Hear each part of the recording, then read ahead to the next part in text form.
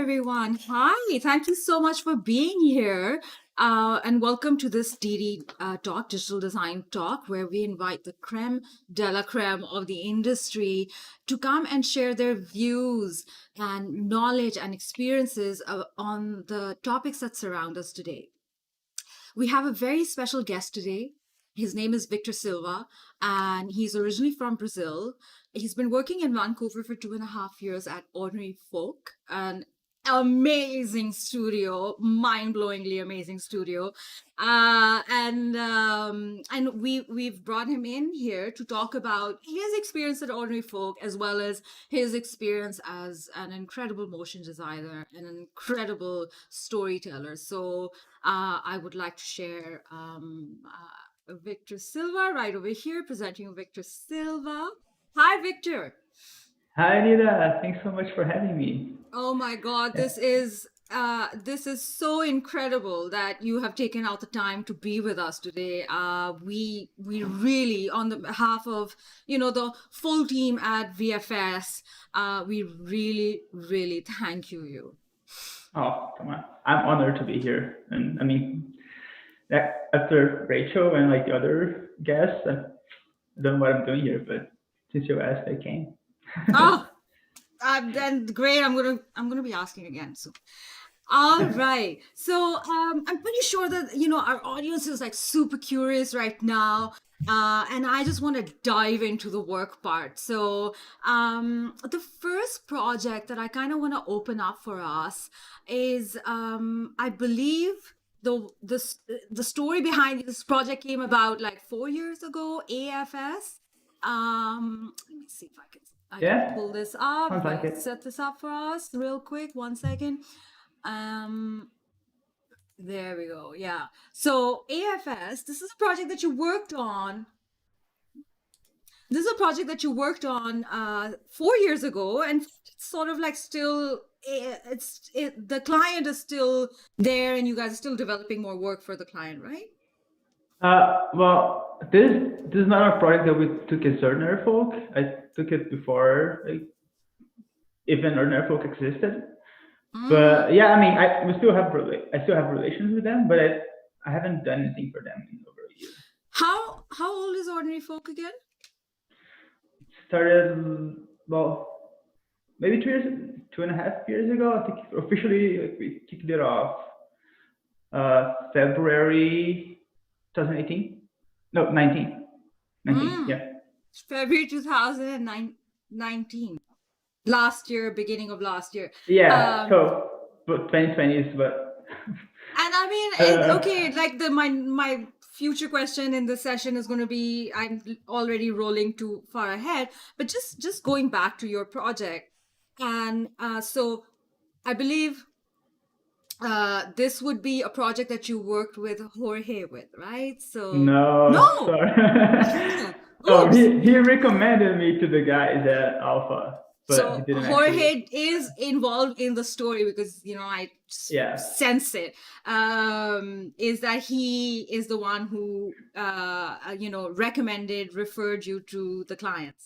that's correct. Yeah. All right. So I'm gonna play this in the background so that we can see. And what I want you to do is perhaps just clearly I'm not doing this job right. Can you just walk us through how you got this project 4 years ago and where, like, what's going on? Who is the client and so on? Yeah, sure. So at the time I was freelancing in Brazil. I was about to get married when I got this email from Cordy, the producer of the project. He was saying that Jorge recommended me to this project and started talking about it. And then, which was good because I was about to get married, Did you so know Jorge I then? needed Real money. quick, jumping in, Uh, interjecting. So did you we know have Jorge? we have worked on a few projects, Okay. maybe a couple of projects, can't remember. But we had well, because like I actually started knew Jorge from the biggest story project. It's on my Behance too, which was like a big project. He was looking for as many animators as he could get. So he emailed me, and obviously I would do anything to work on that project and work with him. So that's how we started talking.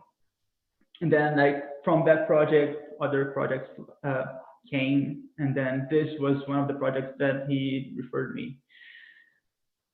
Uh, so then like I was about to get married, so like, and as you know, the currency in Brazil is different from here, so anything that would get any job that I would get from abroad would just help me pay for the wedding. I was very happy with it. So I went like I got married, came back from my honeymoon, and then I started. So I actually mixed up a little bit there. But then I worked for I don't know 3 or 4 months on this project, and uh, it's a live action documentary series actually, but they needed graphics insertions in there. So I worked on full screen animations that would last from I don't know 5 to a minute, depending on which one it is. And also worked on a couple of on top of footage graphics. But yeah, it was a cool project, and that led me to another project later on that would bring me here because they needed somebody that could help them uh, in Vancouver. So that's the most interesting part of this project, I think. So this project kind of like brought you to Vancouver, right? Or Yeah, was because that project started my relationship with the guys from Alpha, uh, and then it all worked out. I mean, it was kind of like wasn't as straightforward as I'm telling you now here, but essentially I started to know them there, and then I don't know, months later they emailed me again asking if I would be interested in moving here. And I mean, I was already thinking of moving abroad, and I knew Jorge was here too. So I don't know that I just wanted to take the shot and see what could happen. So me and my wife just packed our things and came. Yeah. wow. And Unfortunately, the other project's not online, so I can't. I mean, it is. I just haven't posted it, uh, so I can still. the other project for the same client, right? Yeah, the same company. Yeah, And so you guys moved here how long ago? You and your wife? about 3 years, 3.5. Yeah. Yeah, And then of course ordinary folk happen, and yeah. I hope we have you here permanently, at least Me too. for the time being. All right. That's super fantastic. Um, but I kind of want to move on, and I want to talk about your project Deckless. Oh, nice. It's just so beautiful. And can you provide us some context about like, oh yeah, what is the inspiration for the project, and the aesthetic that you guys use? What was your role in the project? So I'll just switch over Yeah, here. yeah. That's a cool project. The guys at Techless approached us with this. They had this phone. I think at first it would be the whole phone, but then it changed to be like just the operational system or something.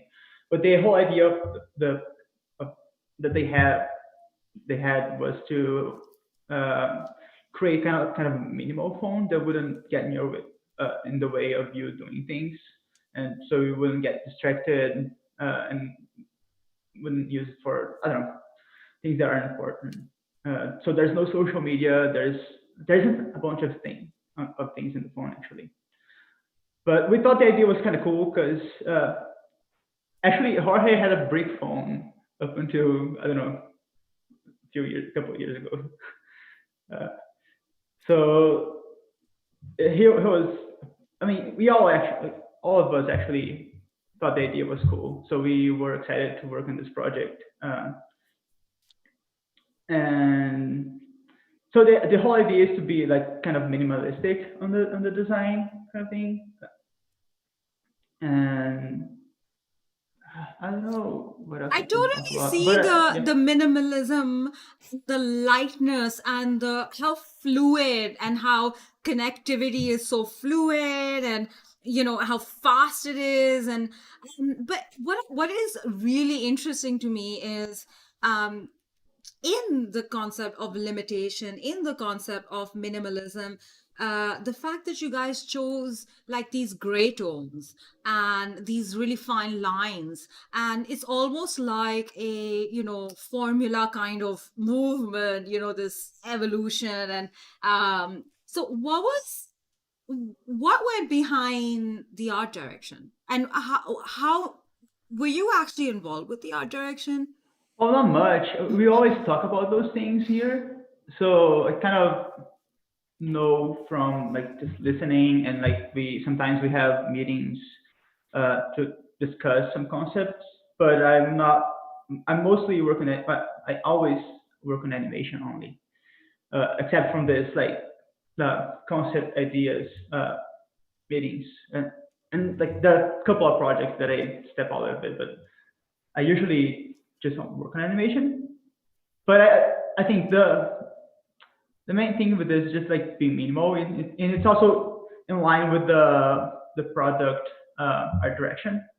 So I think they don't have colors too in the operational system. So just Mm. to get back to this minimal aesthetic, and we thought that the lines would be a good way to represent what we needed to represent, and also stay in that minimalistic art style. Uh, and also, I don't know, there's something that pops into when the project's really simple and we have to go back to basics and make it the best we can with so little. Mm. Like such few design elements to work with, right? That's what you mean by so little, just to clarify. Yeah, I mean, if you have just one line on screen, that line has to move it has to be very well animated so we can keep that tension and it doesn't drop the ball, you know. Mm. Do you have So, a favorite shot in this piece? ooh, Sorry. well, I know these are difficult questions. It's not that simple. I'm they like, really let me are. think. Yeah. So, do you Yeah. have a favorite shot that I definitely want to ask that question. I'm sorry, Victor, but I want to know what's your favorite shot? Let me open the title frames here too, so I Ah, can oh, okay, remember. yeah, for sure. Uh,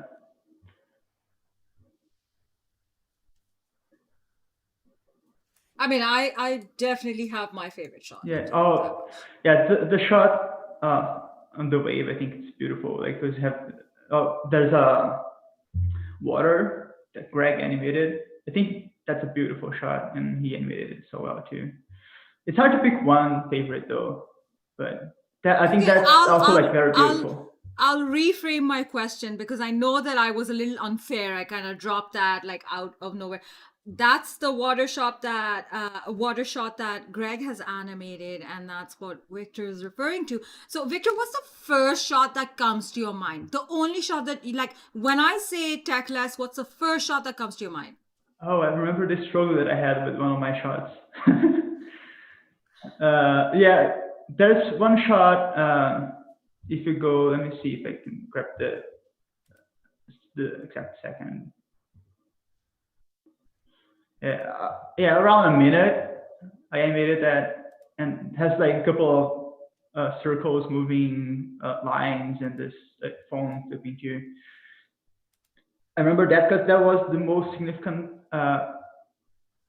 shot that I animated, and I think it's a cool shot. It's like the design is just beautiful, and I remember I had a tough time just like getting back to the basics and animating those things like to the best of my abilities. And I don't know, there's something cool in that project too, where we like because usually when you animate lines, you use just like a trim path, and that's all the movement that you have. But in this project, we try to push things further by animating the path itself, which usually how these things should be animated actually. So I think it's since this project's like heavy on lines, on like lines, I think like we really tried to push the animation of this simple element as far as we could, and I think ended up looking nice. My God, it ended up looking breathtaking, like heartbeat stopping kind of deal. Oh. It is gorgeous. This is like this beautiful lightness as the black phone rotates, which is a heavy object. There's these lines that come up, and it just makes it so light and so fluid and like so organic that it just transform transforms the meaning of that black object moving, which then because of the lines, there's a newness, there's a lightness is I keep on repeating the same word, I'm sorry for that, but that's what I am feeling, that's what I'm picking up on by just seeing that. And that Yeah. precision comes from the treatment of the animation, the quality of the lines, the way that they're so natural. It's almost like someone saying some.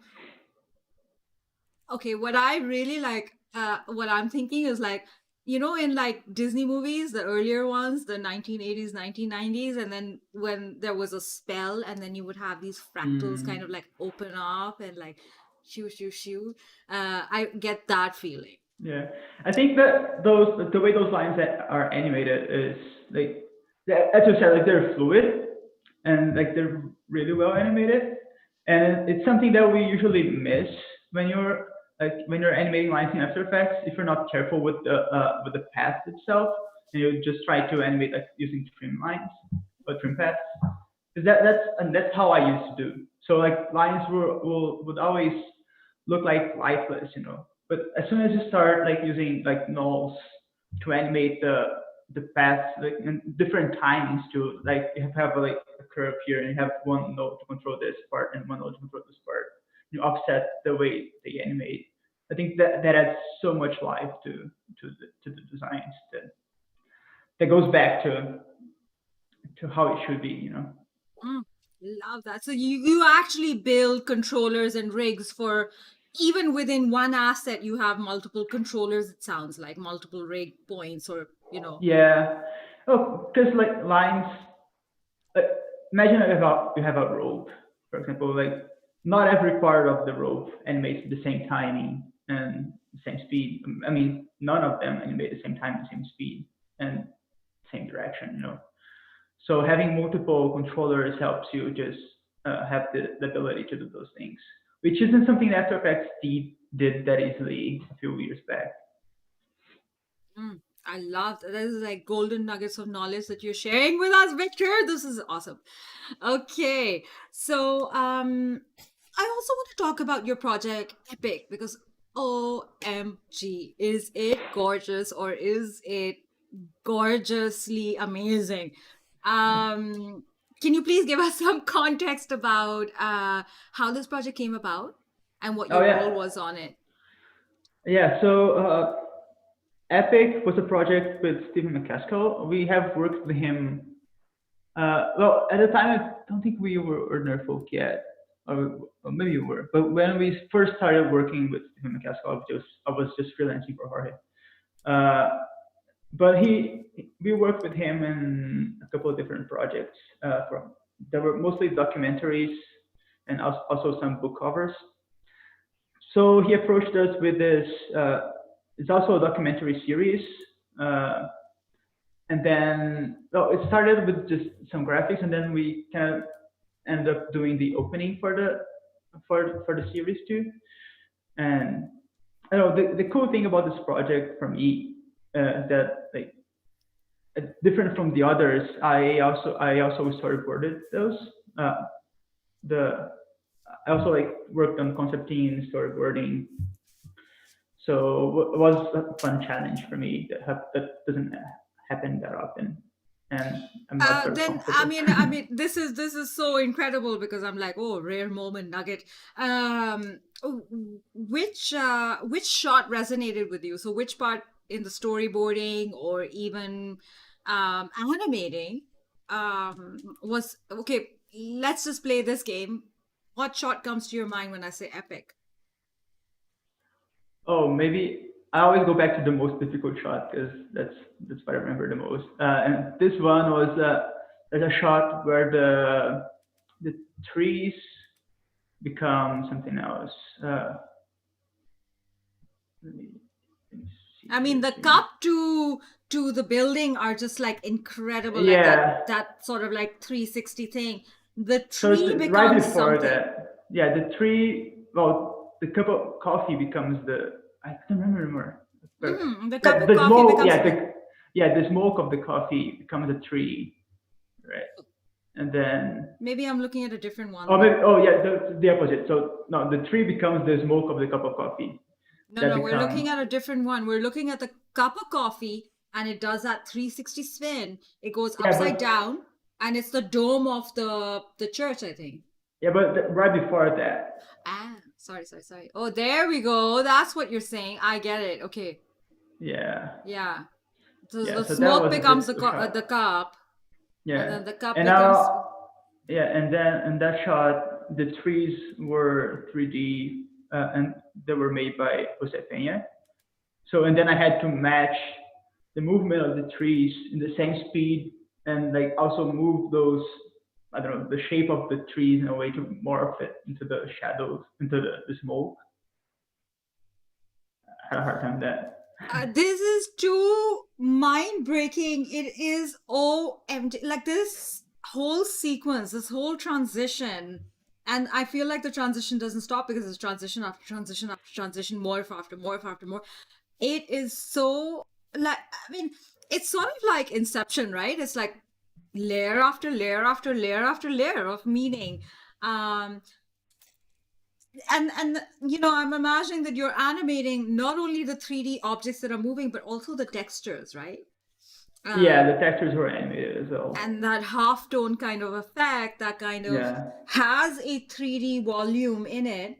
uh um but it looks very 2D. Are you using Cinema 4D at all? Oh, not for the textures. We used in a couple of moments. So we used the trees there that turned to the smoke, but the smoke was cell, but the trees were 3D. We also used 3D for. There's a boulder somewhere in the shot too. Hmm. That was 3D, and I believe there might have been something else. The coins. Maybe not. I don't. Oh, maybe. No, I don't think the coins were 3D, but that wasn't made too either. So. I think yeah, I think just the boulder and the trees. Those are the only 3D parts. I see. Unless you count the like After Effects 3D, then everything was probably 3D. Well, yeah, I get that.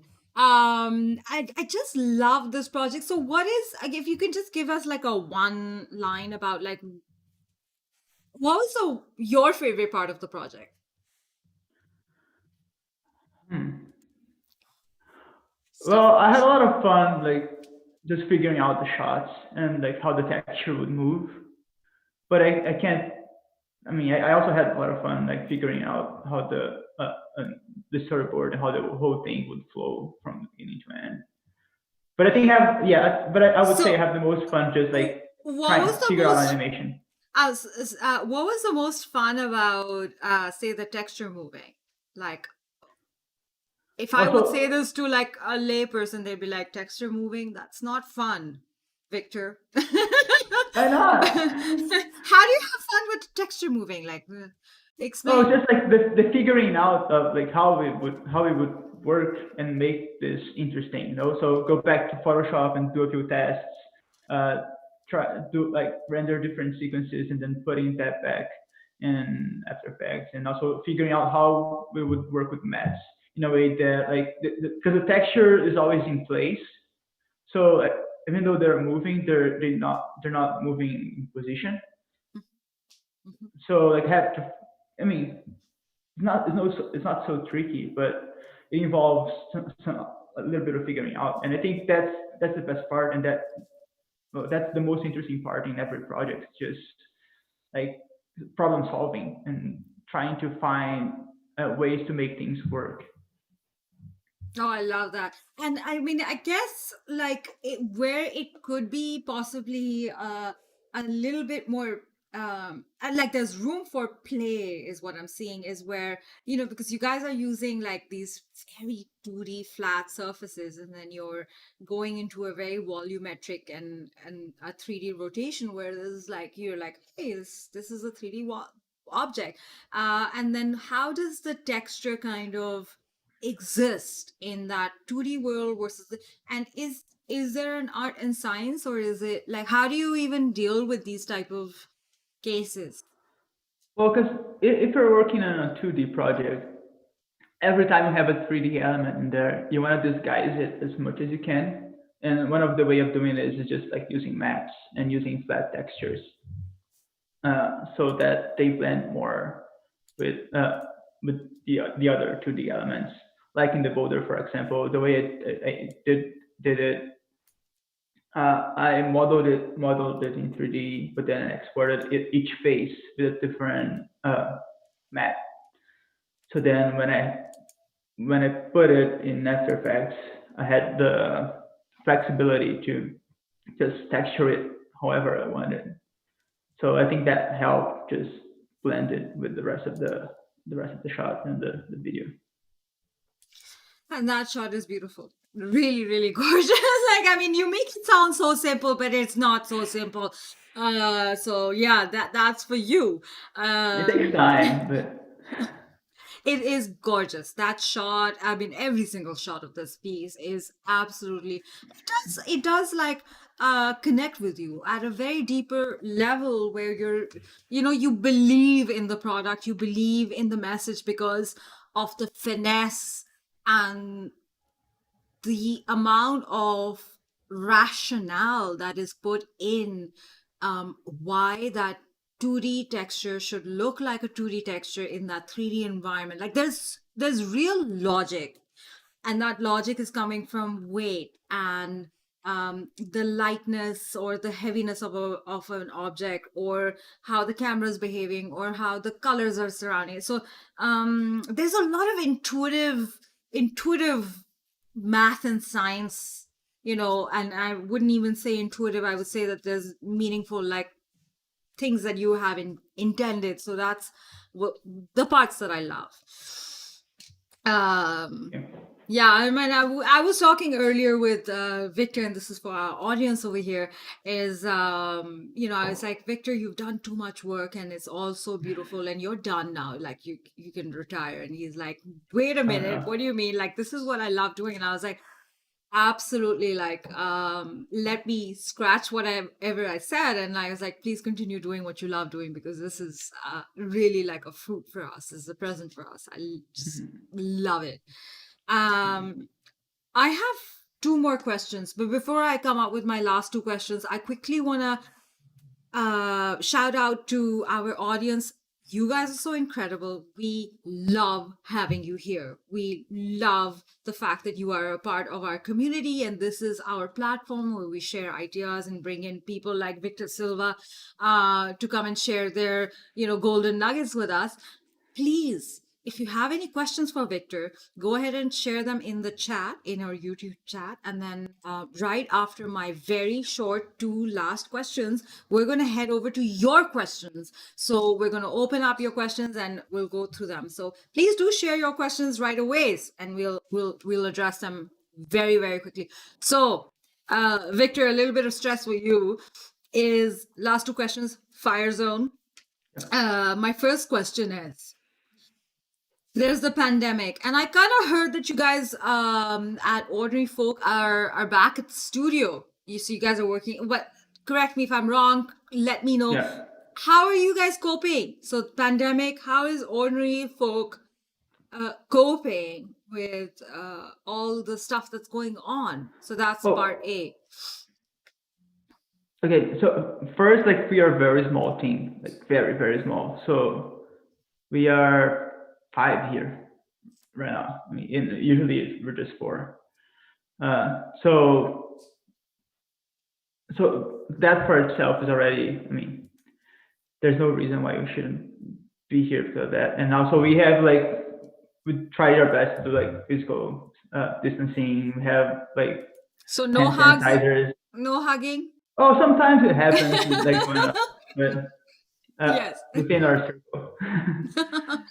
um, but But we in try to terms avoid of something like with and the hand pandemic and sanitizers. so sorry to interrupt you, but has it changed things? Oh yeah, Yeah. For you I guys mean, working, has it changed things? yeah. So we had a big project that ended up not happening because of the pandemic. Hmm. Hopefully, thankfully, we got another big one. Uh, Hey, you guys have probably but too much going on. Like, you're the most wanted studio in North America. I really, I have too much information about how you guys are rocking. So okay, and that is very relatable. Is the fact that there's clients and there's work and there's projects, maybe even location oriented or a deadline oriented, and now since there's an influx in the way that we do things, that project may have been postponed. It sounds like. it actually got killed. Okay. Yeah, so I mean, and then like we had a few weeks where we didn't have any project going on, so or maybe a couple of weeks. So we actually got to spend time just studying and like researching, um, training whatever we wanted to, and that was very cool too. I mean, it was a nice time. But That's the then we only got this. time you're gonna get in the rest of your life, Victor. I Sorry. know. That is it. Like this, you at the school, your design school, and then this, boom, gone. So that Yeah. sounds rocking. I like that. Yeah, and then we had to work from home for a couple of months too, right? Hmm. So we didn't come back here right from the beginning. We only came after things started like slowing down. Hmm.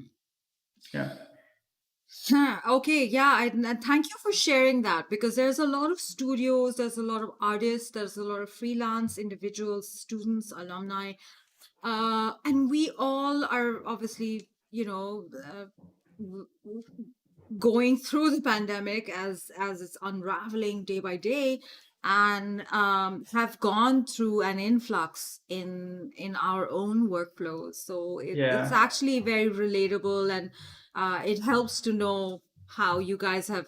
I mean, I can see that. I know how busy you are right now. I know how difficult it was for me to get you here. So you guys are back on track and fully lock and load in production mode, and that's really fantastic to see and hear, and thank you for sharing that with us. Victor, my last I, question. My yeah. last question, and then we're going to go to the Q&A. So our audience, please share your questions in the in the chat section in our Q&A for Victor. My last question is, Victor, you have been mentoring at VFS. Oh yeah. And you've been teaching at VFS. And oh my God, I teach the same students, different courses. And the feedback that I hear is they love your class. And the mentoring sessions that you have with your students are incredibly rewarding, I'm very incredibly glad. beneficial. I mean, it is so I have a little bit of a different angle here. Being an instructor, being a mentor, having worked with students, this is not just VFS students, this is students from everywhere.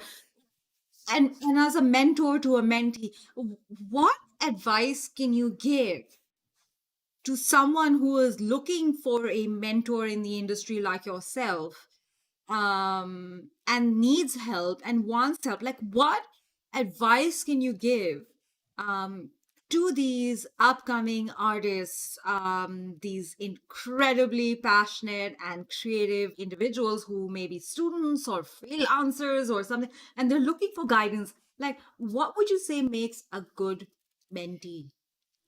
Oh, what makes a good mentee? Oh, I think first of all was just like someone that is willing to put in the hours, Hmm. because animation is not something, at least not for me, and from everybody I know, something that it comes easily enough that you don't have to practice a lot. So like, and for like most of the projects that I see, I mean, I know I have been on the other side too, and I know sometimes I didn't put the hours that I should have put in a project for it to go well.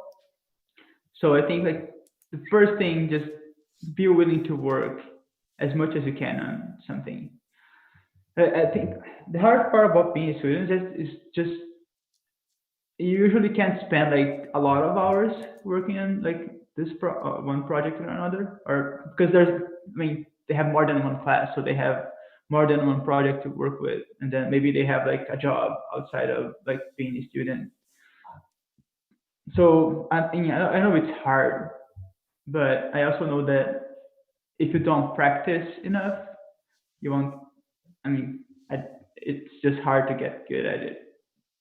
No. So and then like willing to be challenged and to get feedback. Sometimes some people are they have a hard time hearing that whatever they did is not good enough. And I think that's an attitude that just harms. So as long as you're willing to work, willing to be challenged, and to redo all you've done, because that happens a lot. I mean, I can count the times that I have redone a shot because it wasn't working, and so if you're willing to do that, and you're passionate and hungry to know more, nothing can stop you. Oh, I beautiful. I like it. So it's not just like those mentoring sessions, but it's literally like, okay, what did I get from here? How do I apply it? How do I practice, practice, practice, practice? And then the next time I come back with a significant amount of, progress, you could Yeah. say. Whether it's mistakes, whether it's all full of mistakes, but you have moved from the point where you were at to a new point. It doesn't have to be in the right direction, Yeah, right? it's like learning anything, like playing the guitar. If you like, you can read as much theory as you want, but if you don't put in the time to, I mean, get the muscle memory, you won't be able to play it well, you know. Mm. And animation, I think, I mean, it's basically the same thing. If you don't, you can read about it and you can be mentored and you can get lots of advice, but if you don't put time to try and do it yourself, you won't mm, you won't improve. I mean, or maybe you will just very slowly. I mean, absolutely, exactly. So the rate of learning and the rate of sort of like discovering the directions where you can progress it varies on the amount of risk and Yeah, the amount of, it's scary taking big risks sometimes, and you have a deadline and you're like, like, should I be taking risks? Should I be experimenting? And but I am hearing you say, take the risk, do yeah. I the mean, research, we have to do be the aware. practice. Like if you have a deadline, you have a deadline, and if you have to be smart with the choices that you make. So if you have a deadline, and like just adjust the scope there, so you can have the best that you can do with that deadline. So if you have, I don't know, I see a lot of students that have like this final project they have to deliver, and that happened to me. So I had like a big scope, and I didn't have much time, or didn't I couldn't plan well. So I know I didn't. I mean, I didn't deliver the project the way I wanted to, just because I wasn't smart with that. Even though I was willing to put work in there and try to make the best I could, it wasn't. It just wasn't realistic uh, to do the amount of work that I wanted to do in that amount of time. And So I mean, in my opinion, sorry to cut you, but in my opinion, it takes a true genius to realize that after doing a small experimentation and saying, nope, back to scope, and I need to readjust my scope. This is the X amount of time, this is the X amount of effort, and they have to meet, and that's a good project.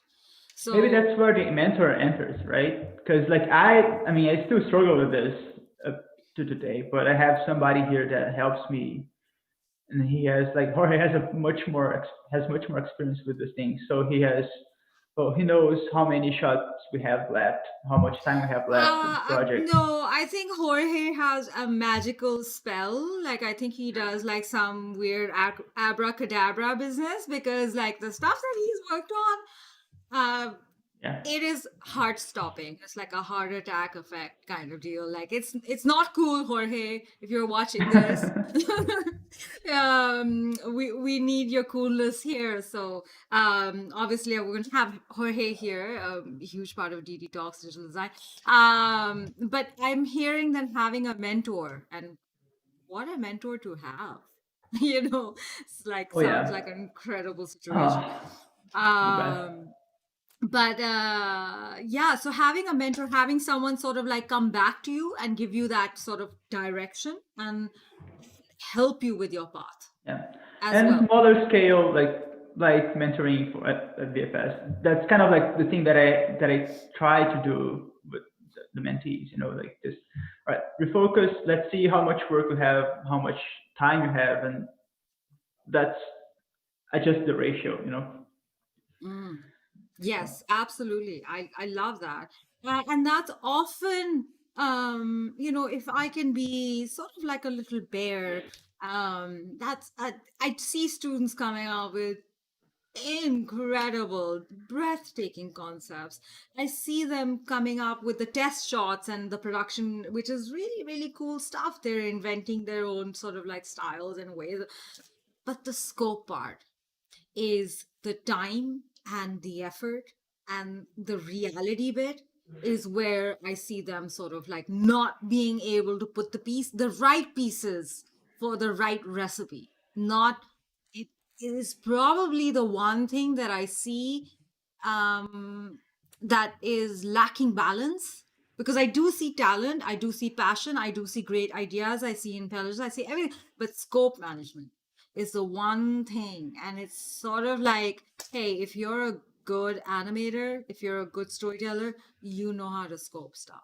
You know how to tell a good story with what you have. And that's what I'm hearing is, and I couldn't agree more. I mean, 100%. you have like people to do the right kind of job too, right? I mean, you have to know how long you would. You have to like. There's a thing that you develop too, but like it's good to know, or it's crucial that you know how long you, or roughly how long it would take to do something. I mean, roughly because things change a lot, but and something that you thought it would take a certain amount of time would take longer or even less than that. Absolutely. So you have a But yeah, concepting team, then you can rely on them, right? yeah. But I think like thinking of like the whole project, maybe you're an animator, you don't really need to think of the whole project. So you can focus on just like your shot into your thing there. It really depends on your role in the production, but I mean, it's crucial that we have somebody in the production that knows these things and can do it well. Hmm. So that sort of like director level vision and Yeah, is ensuring that everybody is harmonious with the intent of the project. yeah, for sure. I hear you on that. Oh, Victor, and I wanna recognize and I wanna share with our audience that this is our second DD talk with you, and this is our the first DD talk that we had was earlier last year, in fact 2019 pre-pandemic, where we had Victor come in and speak in our auditorium in front of a massive audience. And now he Terrifying. we were so excited to request this session, which is purely online, so it's a little bit different. But we are so, so, so happy to have you back and be able to continue the narrative. So now I will stop talking, even though I have like a million questions. Victor, we're just gonna have to call you back for my million questions. And we're gonna move over to the Q&A round from our audience. So uh everybody who's watching right now, thank you for watching. Thank you for being here. Thank you for being so incredibly interested in digital design talks. and we host these very regularly, so we would love to have you for the next one. Please share your questions in our chat, and right now we do have some questions shared, so I will open up the questions. All right, so the first question that I have for you, oof, and there are quite a few questions. Mohammed Al-Vadia is asking, Victor Silva, your first Q&A round from the audience. Oh. Can you draw? Is his first question. So, can you draw? Do you think that animators should learn how to draw, or do you believe that there's a limit to what people can do without having talent? I draw not as good as I wanted to. I started my career uh, drawing. I went to graphic design school, and I loved the classes where I had to draw. But by the end of my studies, I shifted to animation, and it was mostly focused on After Effects. So even though I liked to draw, I wasn't drawing as much, and I regret to this day that I stopped drawing because I don't think I'm not as good as I wanted to. I mean, I'm not as good as I wanted to be an animator as well, but it's worse with drawing. I don't think it's necessary. Depends on what you want to specialize or to focus on animation. If you want to do a classic cell animation, I mean, you kind of need to draw, and the better you draw, easier it will be for you to animate. Even though like you can trace over like the start of the frame, and you can kind of get away without drawing that much, which it kind of is my where I'm at. But if you know how to draw better, it only help. That being said, you don't need to draw to do, I don't know, After Effects animation most of the time, or even ever. And oh, I don't think there's a limit to you can do. I mean, you can just practice, and it will take longer. Uh, I don't know. I don't have an answer to that. I Whatever I love say here that. is, I yeah. love that answer. I love the entire answer, from the advice to the fact that, you kind of just have to sniff around and see what fits for you best. And, you Yeah. know, I like that little doggy. All right. So your second question is, Taylor Peters, as a multi-talented artist, Cell, 3D, After Effects, etc., who can work with so many different mediums, how do you choose which method you use for a shot? Excellent question. Taylor is right here too. So, Oh, hi, Taylor. yeah. I think each shot they ask or demand different techniques, and you kind of look at a shot, and you kind of like try to imagine how you would do it. So we have kind of like look at the context too. So, and I don't think there is one right way of doing some like everything. So you can look at this shot and see, oh, maybe I could do this in 3D, or maybe I could do this in After Effects, and maybe I could do this myself. But what differences are the challenges I would get with each one, and what the benefits of having it done in 3D, for example, would give me, or what benefits of doing it in Cell would give me, and try to balance it out and see what will help you more with with the whole context. So, because you have to see like the beginning, not just the one style frame. You have to see how we would transition from this to that, and maybe that will tell you the technique you need to use to get there. If it's like a super organic kind of thing, maybe you have to do it in Cell. But if you have a 3D rotation or a 3D camera crazy thing, maybe best thing to do is doing 3D. And it depends on the aesthetic that you're going for. Sometimes if you're not like a Disney animator, you're not able to pull out a super smooth 2D, 3D rotation. So better to stick with like whatever have like what you're like, most capable of doing. For example, on that techless piece, I remember I wanted there was like this specific part of the shot that I wanted to do like cell, but at the end it didn't do that way because I wouldn't be able to make it as smooth as it should be in the amount of time that I have with that technique. You know, so I opted to do something else, and it worked. Mm. Thank you.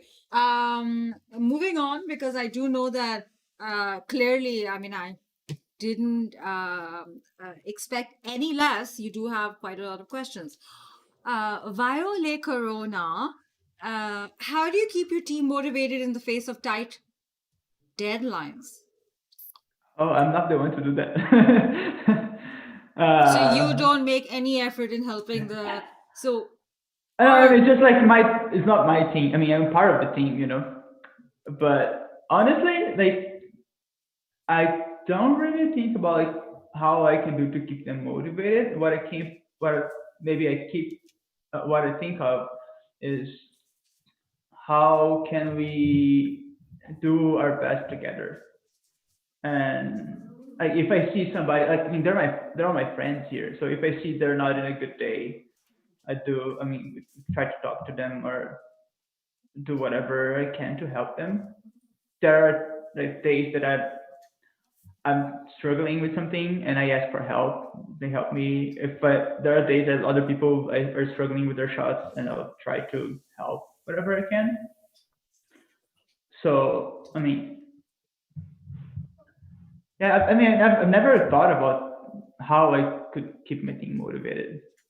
I think what you're saying is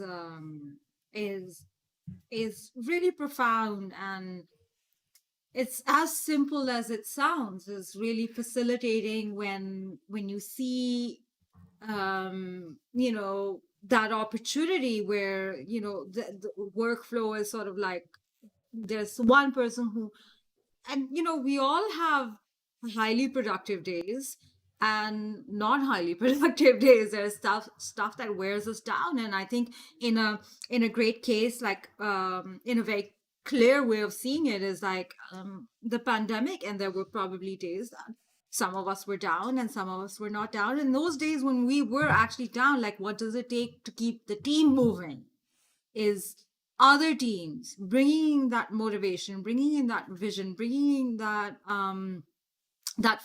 common mission of whatever that is. I can't even identify that for everybody, but whatever that is, and then that helps with lift the weight.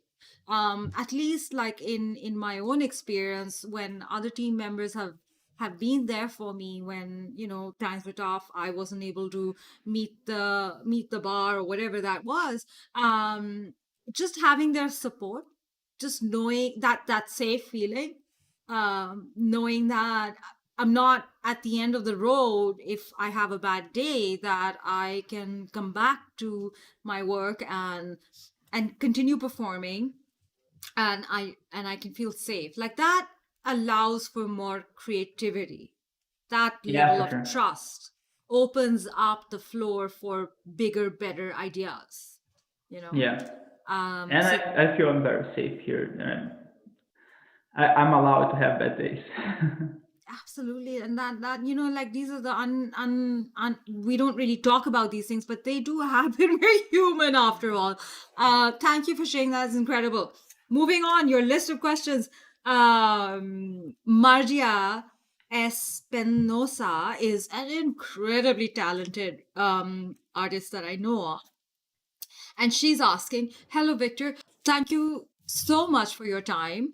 I have a question. As a freelancer, how much are you able to contribute with the client in the pre production process in order to make the project better?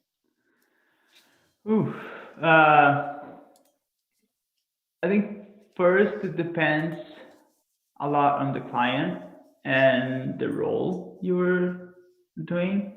So, for example, when I was freelancing, I I think almost or always I was freelancing directly with studios, and they hired me for animation. So I don't think I had, or maybe like very little role in the pre-production phase. Some clients I had more uh, liberty to talk to them about like some things and give feedback on some things. Others I didn't really, but it all depends on like who is your client. Sometimes you're working directly with the final client and you have to do the whole thing. Sometimes you I don't know. So it's hard to say hard to have Hmm. one answer for that.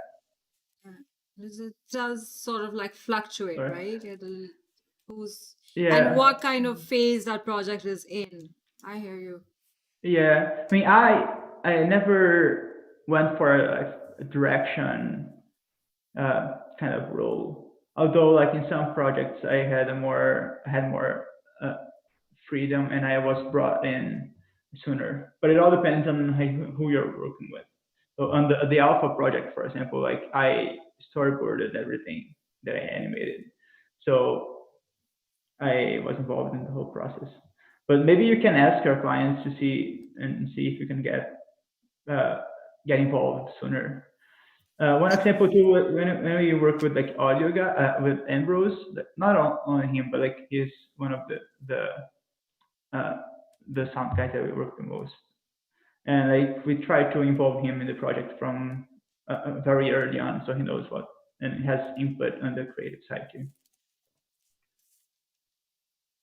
I just, I totally, hands down, totally agree with that. Is that, yeah, is it definitely you have to see where you're at, and the hands down agreement, totally agree, blah blah blah, is ask the client. If the client hasn't brought it up, don't hold back.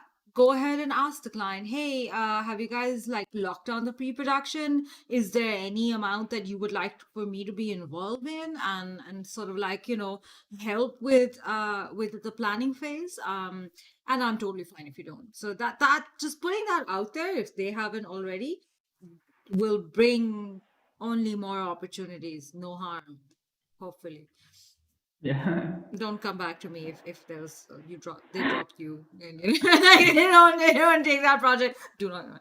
Okay. So next question, Yuri Santos, freelancer life versus studio life. Which one do you prefer? I prefer studio life. I'm a team player, you know.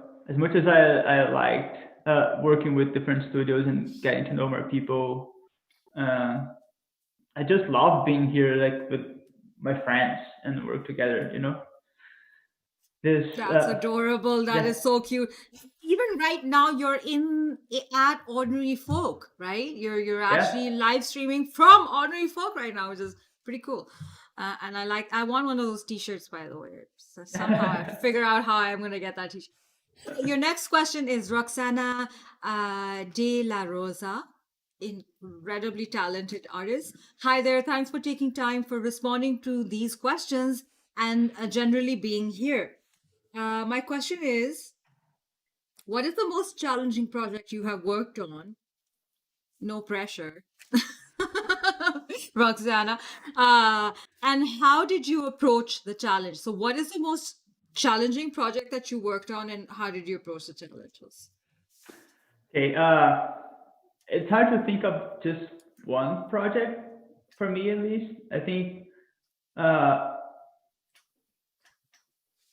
any like so because we approach different projects in different stages of our career. So for example, the epic one was a very challenging in terms of figuring out the story and like how I would like storyboard that. And also some shots were very challenging, like especially that 3D to smoke shot, just because of the nature of the shot. Other projects challenged in different directions. There was a project I had to. I mean, I have animated characters before, like quite a few times, but I've never animated them in 3D. But for one specific project, I had to. I don't know. I mean, I have worked in 3D and I have animated projects and characters in After Effects, but not. I have never animated characters in 3D. So that was like a different piece for me to figure out. Uh, so that, and it was very challenging as well. Other projects like the Techless, I struggled a lot with the simple movements just because they were the only thing happening in screen, and I had to go back to basics. And I don't know, I just struggle with that. Sometimes it happens. Mhm. uh, Oh, I love that. That's so that's incredible. I'm sorry if I didn't pinpoint just one, but I think like, and some challenges we will have early on that we will figure out how to do it, and then later they're not a hustle anymore. Mm. So Oh, I totally uh, see that. And I'm coming up with 5 million questions. I'm just going to squeeze in my little question. So, how much time would you allocate to yourself? Like, how much time would you allow yourself? Say, if it's a project requiring a new skill, and of course, the difficulty of the skill would answer that question right away. But in this case, character animation, you're heading towards 3D character animation. How much time would you allow yourself for learning, experimenting? It's a tough well, one. the thing is, like, I'm not in charge of these things here. So, like, if I talk to Jorge and he said, and like, we think like I can spend the time to make this work, then like, then I'll jump into it. And Then the shot is but approved yeah, or usually like okay. usually we know how much time we have to work on like a specific shot, Mm. uh, or at least So what we I'm try to hearing is estimate that it. yeah, there's an allocated amount of time, and within that time, you will allocate a specific amount of, sort of like loaded time where you're like, okay, I'm gonna play, I'm gonna figure this out, and I'll come up with the answer. Yeah. Sometimes it happens like we're in this project. Okay, let's spend a couple of days to just figure out how the texture would work in here. So we try and do some motion tests and send it over and talk about it and see what we'll come up with, and we apply. But yeah, when a Would project it's very different from something that we've done before, we usually have some early days that we spend time just testing things out. And sometimes it's not me. Sometimes it's somebody else here that are doing the testing. Uh, but yeah, I mean, it's hard to say like yeah the right amount of time. It just depends on how much time you have on the specific project, and I don't where you're at? we yeah, and maybe like the amount of money you have to spend on a project too, right? Sometimes 100%. Yeah. yeah, sometimes you have time, but you don't actually have the resources to spend Mm. researching too much. Great answer. All right, moving forward. Please forgive me if I am not pronouncing these perfectly, but there's Correa Ayala. So Junior Correa Ayala. Hi, Victor. Do you have any tips for promoting your work and getting others to know about it? Don't do like me.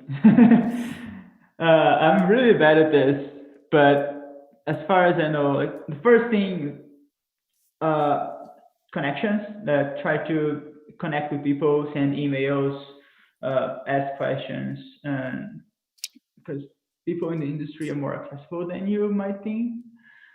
But other like just have your work online.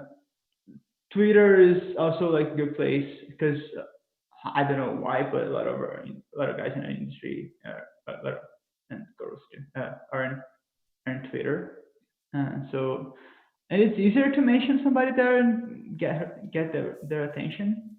Uh, but yeah, It's so easy to share, and I think yeah, what you're pointing out is having a presence on social media, being there in that sort of like yeah, macro dialogue, even DD talks, digital design talks, and being here and putting yeah, yourself out there. So just what you're doing exactly is, in my opinion, question is for Victor, but in my opinion, is this and more. So just sharing and networking. yeah, yeah. Networking. I would say networking is the biggest thing. Uh, and doing good work, Like, I mean, oh my God, I just have to call you again, Victor, for there's another whole dialogue coming up is like networking. And then how do you draw the line between being an integrous artist, someone who is authentic, someone, a designer, artist, animator, and then there's networking, the world that we all were trying to leave behind when we chose this art design world, So I'm booking my next talk with you on this, Yeah. okay? But moving on, because we're already over time, Oscar Carmona, again, I just love Oscar. He is incredibly talented, incredibly actually a very, very technically um, sound person. So he's super good at Cinema 4D After Effects. Hi, Victor. Thank you for your time. Can you share how it was for you reaching out to other professionals in the industry and studios? So I'm gonna say that again. I kind of messed that up.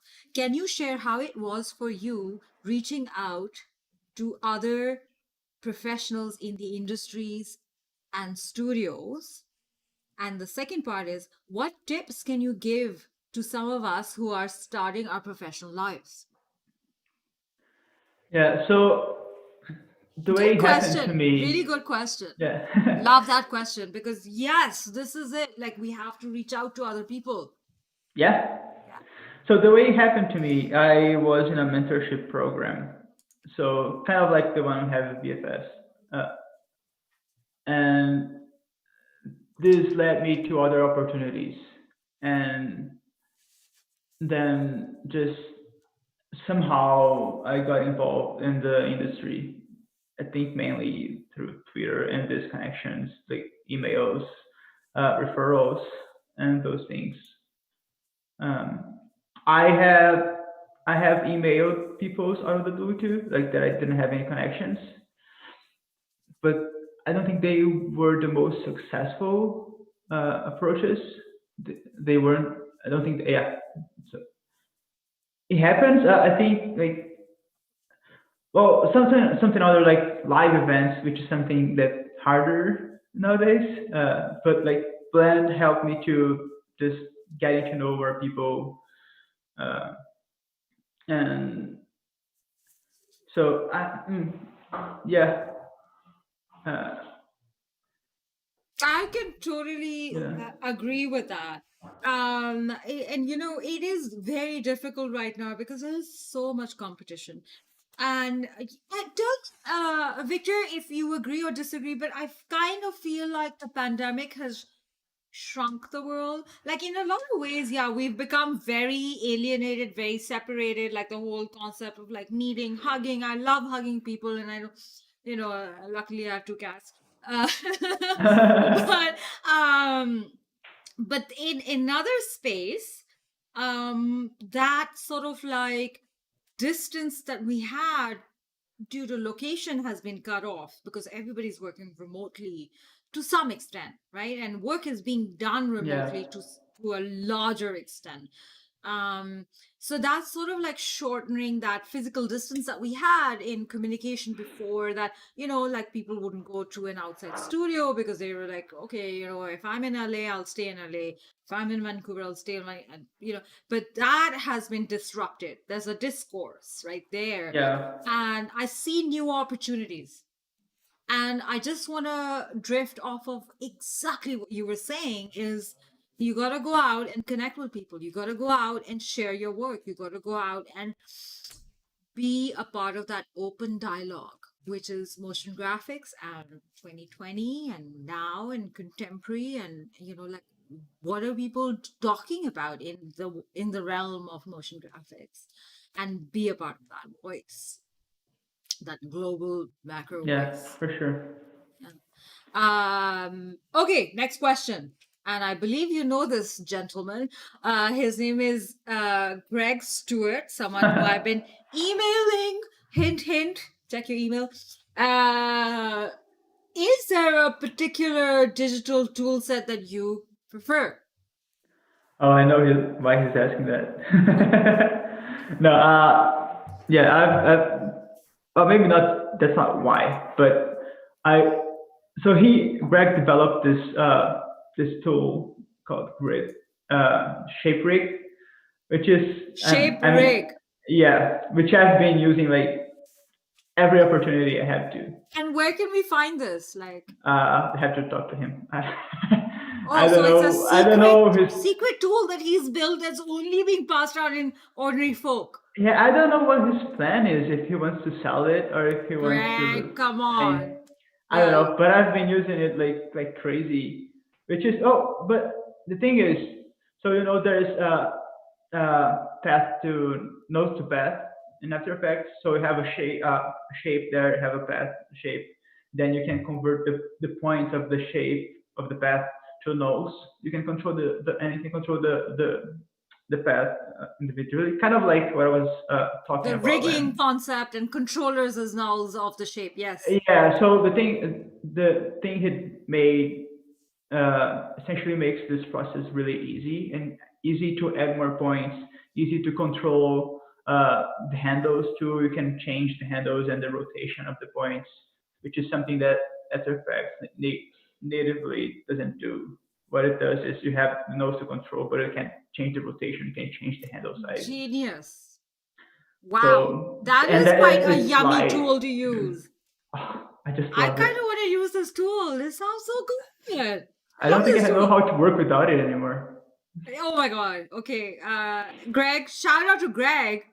You got to share that tool with all of us. Okay. I'm going to be looking out for this. And okay. So, next question is from someone you know, someone who is not only a big fan, but, is really moved by you. This is Aarti Oh, I, uh, Balekar. Bhalekar. So Aarti Bhalekar, hey Victor, how are you? Have a question. During the pandemic, are studios willing to hire fresh faces, or would you say freelance is a better option at this time period? And great question, Aarti. Really yeah. great question. Uh, I guess it depends on the studio. I don't think it's ruled out. It's certainly more difficult, especially if you need a visa. I don't think the government is willing to let more people in here, or if you want to go to the States or whatever. Uh, So, worldwide. yeah. And So I think that's really hard if you want to move to a different country or even like change your visa. Uh, that being said, I don't think it's all ruled out. Freelance is definitely a way to go. That's how I started my career. I thought it was much easier for me to get freelance work than to get uh, full time work, just because of the nature of the commitment. So that's how I started. And then after I had a relationship and I got to know Jorge, he knew my work. Then this evolved into a full time position. But I mean, I wouldn't rule out this option. It's just harder. Maybe if you need a visa, then it's hard to say. Honestly, like, I mean, my heart is like exploding at this moment. I'm just like, makes everybody happy.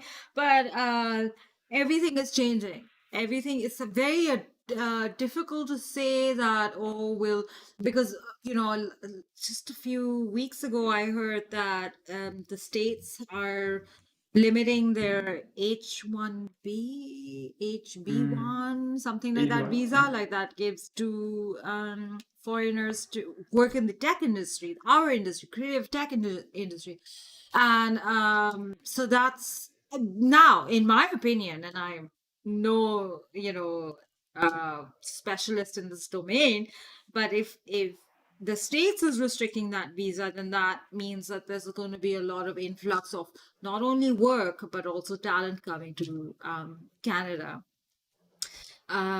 So like studios sending their work and other talent coming here. So I would say the sniffing thing again. I would say keep on sniffing around, keep your eyes open, keep your ears open. Things are changing so much, so rapidly in the past like 6 months, dealing with this pandemic or whatever that is. Um, but what I love is how creative Victor was with his opportunities and being, and that creative aspect is open for all of us, is sort of like, building these pathways and finding people like Jorge, uh, and so on. Okay, last question, because we are so, Victor, you are super popular. Okay, I Wow. I, I gotta admit, like it's tough to not ask you questions. Like it's tough to like conclude this talk that we've had so far. So Christian Vasquez, and please forgive me if I didn't get that right. So Christian Vasquez, does ordinary folk take a time or a season for exploring in order for you to refresh your ideas? And thank you. Yeah, I think it all depends on the season we're in. So, for example, right now we're in the middle of this like gigantic project. Uh, so we always try to have something different happening, small because we have to accommodate everything. We are quite a small team, but we try to like, especially in this, like if we're working too much on like this thing specifically, we try to freshen things up and bring something new, which I think it's really valuable and helps to just like keep our juices flowing. Hmm. Okay. Yeah. Uh got that. And that the last question that we have for this session, when we have gone over time, we always try and like restrict our, and Victor, it's because you are so charismatic and so like you have this gravity towards you, and it's so lovely to talk to you because you're so real and so authentic, and the stuff that you share is so knowledgeable.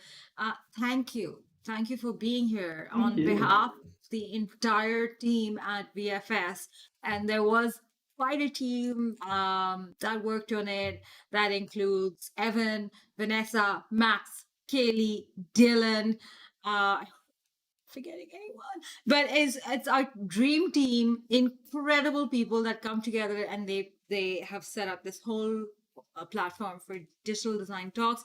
And of course, it does truly take incredible people like you, Victor, for being here. Thanks so much for having me.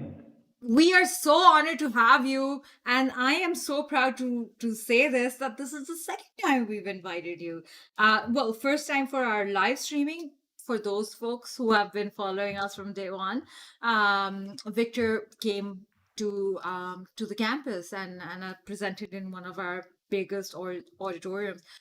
um Victor, please, any last words from you that I may have not addressed. So anything you want to say to your audience, or any last words that I have not sort of like set the stage for you to address. Um, this is your last moment. I don't know. Maybe what comes to mind is uh, something that helps me give my best on the projects that I work on is just work on projects that I'm really passionate about. So, for example, the projects we did with the Bible project, we did the best we could because we believed in the message. We believed that the gospel was worth sharing, and we did what we can to propel it forward. So uh, try to find projects that you're passionate about and do the best you can to help that message spread. Beautiful. I love when ending with exactly that. Thank you everybody for being here for this digital design talk, this incredible talk with Victor Silva, one of our really, really, really special guests, and we hope to have him back on again. Until next time, take care. Thank you very much.